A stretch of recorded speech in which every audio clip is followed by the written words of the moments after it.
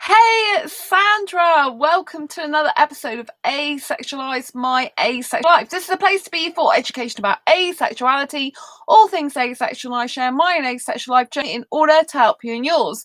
If you haven't already subscribed, please hit the great big subscribe button below right here, right now. Please hit that bell icon to get notified of every time I go live like now, post a new video. And don't forget to give this video a thumbs up if you find the content useful, helpful, insightful in any way, shape or form. I just want to give this channel some love. I really do appreciate it. And if you didn't know, this month, July, is Asexual Perspectives Awareness Month. That's when I'm recording this, July 2020. And it's recorded live. And today we're going to be talking about how did asexuals discover they are asexual. Now, Asexual Perspectives Awareness Month I found in 2017 when I published the printed version of my Asexual Perspectives book. This book is to celebrate our diversity across the spectrum and our differences within it, the asexual spectrum I'm talking about. And this book answers pretty much any and every question you might think of having when you first find out about asexuality and discover that you might be asexual. So let's dive in with some excerpts from this book and find out how some asexuals discovered they are asexual. So, Adelaide's story. How did you discover you are asexual? When I was in college, I finally added the word asexual to my vocabulary. I was talking to a friend, and to this day, I cannot remember what we were talking about. When she stopped and asked the question, "Have you ever considered you might be asexual?" Of course. Then I went home and Googled asexuality and found that finally I had a label that fitted.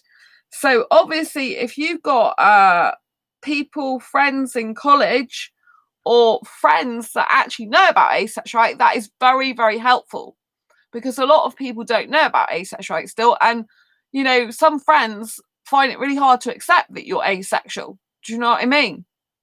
So it's really nice if you've got supportive friends that even tell you what you might be in terms of your asexuality, and really, you know, encouraging you, support you to find out if you are asexual. You know, I think it's very important to have friends like that, people who just, you know, like say you could be this if you considered it, and you know what I mean, and look it up. Basically, it's a really good idea.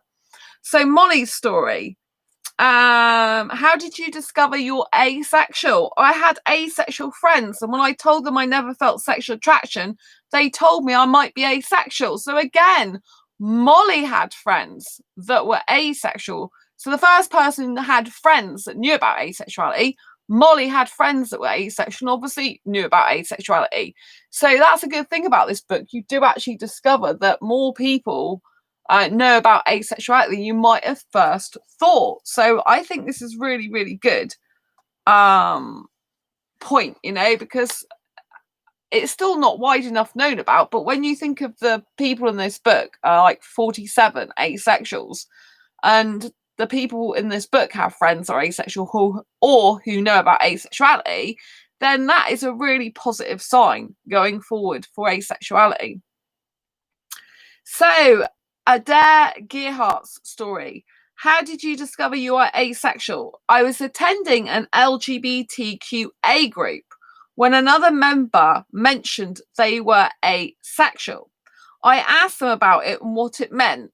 They explained it to me, and all sorts of bells and whistles went off in my head. I had previously thought that maybe I was just gay, but since I hadn't come out yet, I was still trying to pretend to be heterosexual. I thought I just wasn't attracted to the gender I was forcing myself to have sex with, and my lack of experience with other genders was the explanation for my lack of desire. Yeah, it's quite common for people who are asexual to be confused when they're younger about what gender they might be interested in sexually, because obviously if they're not interested in any gender sexually, then it can confuse them. So as society brings us up to basically think that heterosexuality is the normal sexuality, and if you don't fit heterosexuality, then you're not normal, and kind of you don't fit in. Do you know what I mean? And it's, you know, if that's the case, you know, it's very, very difficult to sometimes understand yourself, because if you're trying to force yourself to like the opposite gender, like everyone said you should, then, you know, and be sexually attracted to them, then that can, you know, be very, very upsetting or painful experience for you. But then if you're not sexually attracted to the normal gender you're supposed to be sexually attracted to, it can then make you question what other genders you may be sexually attracted to. And, you know, you might think, oh, well, if I'm not attracted to this gender, it must be this one and this one and this one. And as asexuals don't experience any sexual attraction, many don't experience romantic attraction, it takes a while to discover that you're not attracted to anyone. In some cases, it's not it's not sexual attraction or romantic attraction. You might not even feel barely any attraction for anyone, zero, and that can be very confusing. You might feel broken or there's something wrong with you, but that is very common for some asexuals to feel that way. With me, because I've always been a hyper romantic, I've always loved kissing and been into holding hands and stuff like that. I never knew that I was asexual, but looking back, it's pretty obvious because I didn't think about sex. I never looked at a guy and think I want sex with you. It didn't enter my head. It was all about teenage relationship stuff like kissing and holding hands and chatting. Basically, that was it. That was how I saw a relationship. That's the way I've always seen that I want a relationship. Do you know what I mean?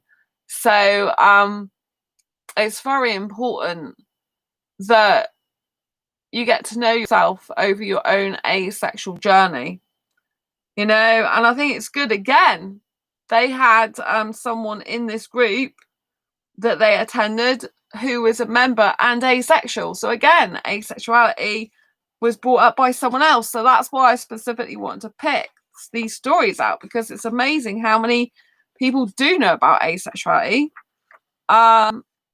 who are friends or who are in groups or who are, you know, in the vicinity of other asexuals and can expose them to asexuality. So I think this is really good.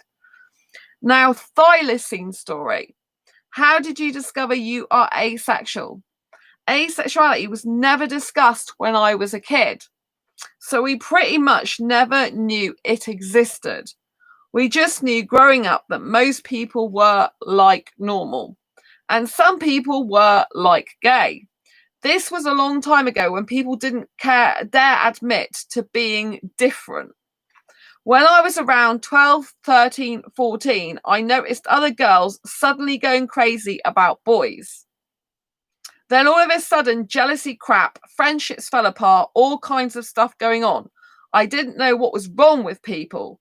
Time went on, girls got into trouble, they had to get married, I went to college, I got jobs, people in the workplace all hooked up, having affairs, all sorts of nonsense. Still acting jealous and competitive, acting like teenager kids while in their 30s, sheesh. Anyway, I still could not figure out what was wrong with people. I thought everyone around me was crazy. I read an article in the newspaper, an actual newspaper in print, this was before everyone is online 24/7, about asexuality. I said to myself, oh, that's it. That's what's wrong with everyone. They all have a sex drive and I don't. So, yeah, it can be like you're an alien in society when you just don't feel the same as everyone else. And you can kind of think like, either there's something wrong with you, or you can think there's something wrong with everyone else, and the world we live in is not normal, and we're the kind of the normal ones, and everyone else is abnormal. Do you know what I mean? Not that I want to be normal, because I like being different, but you know what I mean? I just like, sometimes you just like, okay, these people are all sex crazy, sex mad. It's just their hormones that are going absolutely wild. Do you know what I mean? It's like, what is going on? What is going on, people? Do you know what I mean? And yeah, I mean, there's the cycle, you know, about, you know, girls noticing, girls suddenly going crazy about boys, and all of a sudden jealousy, friendships fall apart, stuff going on, and you can see all the drama panning out. So there are benefits to being asexual, you know, especially if you're not looking for a relationship and you're asexual, you avoid all that drama. But again, you can still get involved in drama in the sense that if you're really good friends with a sexual person, for example, but their partner gets jealous, do you know what I mean? You can get that type of thing going on. So, but I think one of the telltale signs that you're asexual from a young age is literally you just feel so different. You see the world so differently. When everyone's talking about sex and getting off with each other and making out, you're like, I'm not sure what that is. I don't really understand what first or second base is unless you're playing baseball or rounders. And you're kind of like, do you know what I mean? When they're talking about, what they're getting up to sexually, you're just like, yeah, I just want love. I just want, maybe you think you want companionship and just someone to care, just someone to be there. Or I just want an awesome friend. Do you know what I mean? And I do think it can be quite difficult, growing up when everyone around you is so sex obsessed and you just don't fit into that and you don't think about it. I never thought about sex, I never thought about it till I was 15 and a guy tried to have it with me, which I didn't realize he was trying to, was going to do, and it's like, I never thought about it. It never entered my head. Why would it? Because I wasn't interested in that type of thing. I never looked at porn growing up. I was never exposed to that type of thing. I was never exposed to sexual stuff, and when I was exposed to sexual stuff later on TV and stuff and naked bodies, I found it disgusting. I just think people should keep covered up. They not flash their nipples and stuff everywhere. It's like, really? Do you know what I mean? So, yeah, I've always been different in that respect. I found out I was asexual because I went to a counsellor because I literally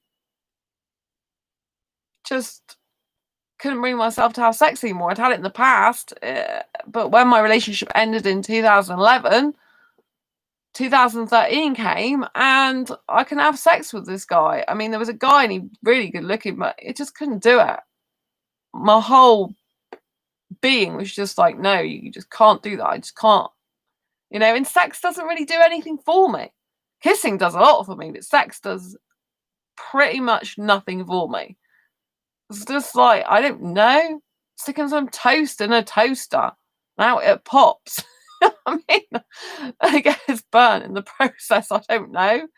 It's just like a thing going into a thing. It doesn't really do anything. It's not orgasmic. It's not. Do you know what I mean? It's like maybe some fluid comes out, but that's about it. It's like I don't really feel like people say, I don't even understand what orgasm is. I've never had one in my life. I just don't get it. I get it figuratively speaking when I read textbooks, but I don't, I'm just like, what the heck's that, And so, the counsellor said to me when I went to see a counsellor, because I thought I'd have to give up on dating relationships, they'd say it to me that I'd have to have sex in order to keep a good guy. And I was just really horrified. I went home and Googled, I love kissing but not sex, and it came up with asexuality, and I was so relieved, and I really want to get asexual recognised as a sexual orientation throughout the globe so that no asexual has to live in fear of ridicule ever again. Because when you are a child or a teenager or an adult and you're just going through the world and it's so sexualized and you're like, I don't feel that way, I don't think that way, I don't want that way, and when people are always suggesting something might be wrong with you, or you've got sexual dysfunction, or your hormones are problem, or you've got some sort of psychological problem, or some trauma from your past or childhood, and it's just a load of twaddle a lot of the time. You know what I mean? It's like a genuine asexual, a genuine one, not someone who's saying they're asexual because of a bad experience or trauma. A genuine asexual doesn't get the need, urge, want for partner sexual intercourse. We don't get that urge. We don't look at someone and go, oh, I really want sex now. It doesn't happen. Do you know what I mean? We don't get any sexual urges. We don't look at someone and think I'd like sex with them. We don't really think about sex unless it's brought up by someone else because they're our partner or something. Do you know what I mean? So a genuine asexual, it's not dysfunction, it's just the way they function, it's the way they're wired, and there's nothing wrong with it. Absolutely nothing wrong with it. You're not broken, there's nothing wrong with you. You're gorgeous as you are. You know, you're beautiful. Always remember that. Always remember your beauty. You know, and if you want to share in the comments below how you found out you're asexual, it'd be awesome to hear from you. I read all the comments as much as I possibly can, and I try to reply to each one individually as much as I can. Unless, of course, someone's trying to spam. So, yeah, please do comment down below how you discovered you are asexual. I'd really, really love to know. And you can discover you're asexual from a very, very early age, you know. That's not uncommon.